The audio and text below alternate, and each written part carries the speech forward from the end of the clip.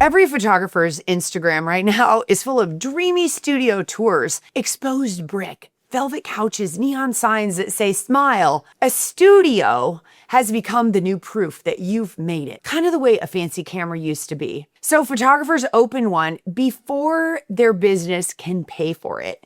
And then they wonder why the dream space is what is sinking their ship.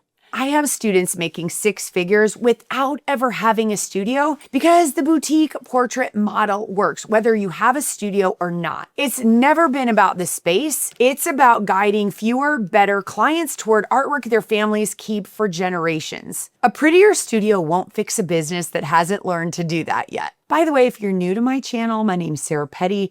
I have run a boutique portrait photography business for 28 years, built on relationships, not studio tours. I've helped thousands of photographers inside the Photography Business Institute get this exact decision right. Today, I'm telling you everything I wish someone had told me before I signed my first lease. The money mistakes, the numbers to run first, and whether you even need a studio at all in 2026. The biggest mistake I see is that photographers treat a studio like proof they've arrived, not like the expense it actually is. I see so many opening one before they know how to consistently make money, before they even know their own financial ratios, before they know how much revenue the business actually needs to bring in first. A studio is an operational tool, nothing more mystical than that. It gives you a place outside your home to store equipment, to photograph, and to sell. It can help your brand, sure, but let's be really clear.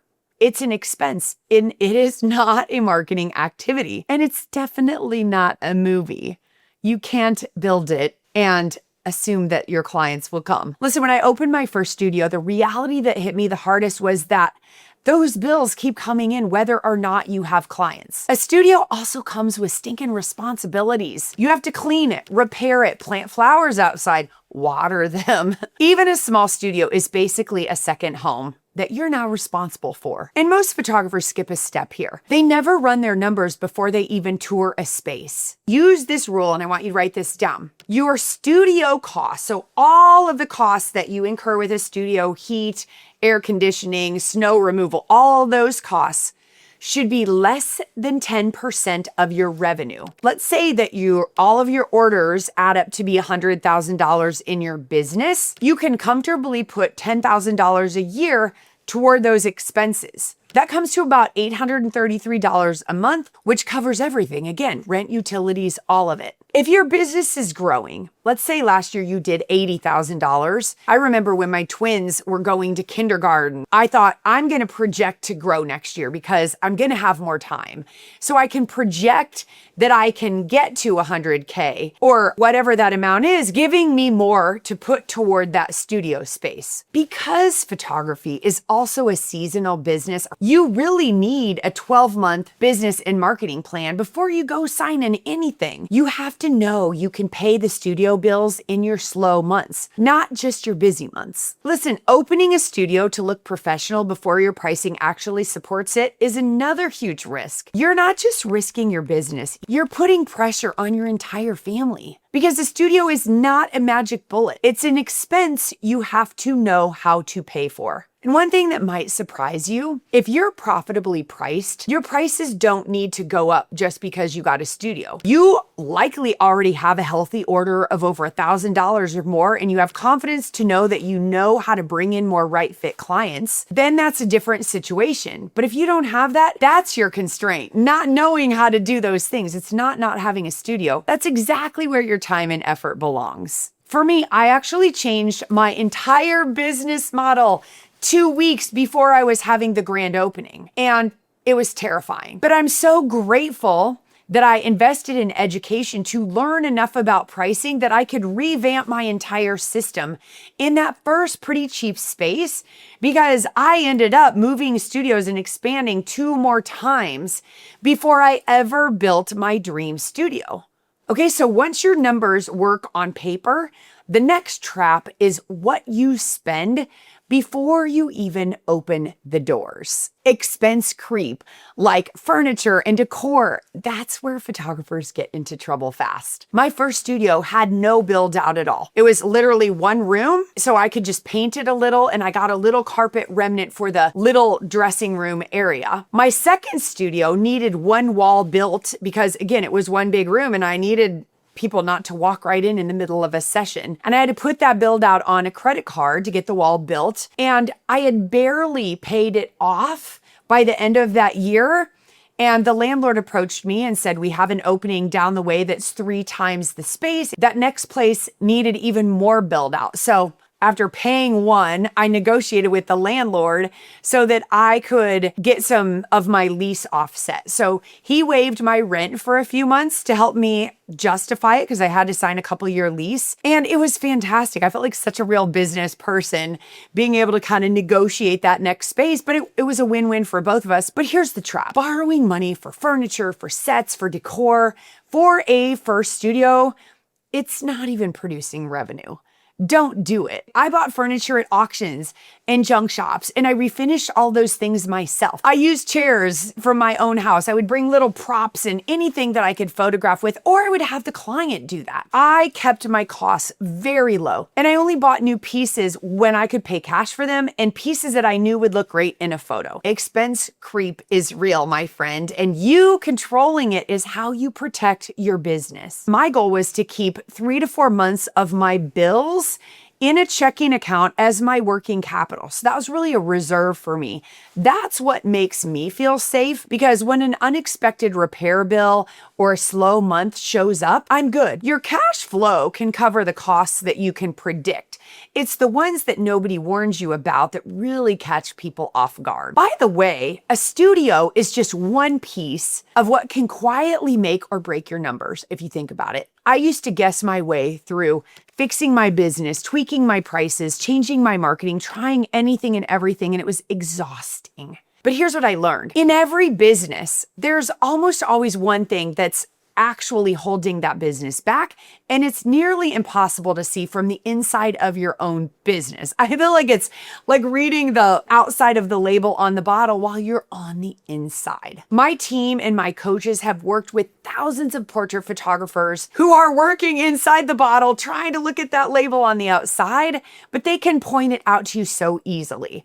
We call it your big constraint. So I want you to know that I set it up with my team to have a little bit of time to do a free profit path assessment call with you and help you determine what that bottleneck thing is, what that one thing is that's your next clear step. And I put the link in the description below for you. Listen, every studio comes with surprises that nobody budgets for. And mine started with the lease itself. I made sure to actually understand each lease that I signed, with my first one being only $300 a month.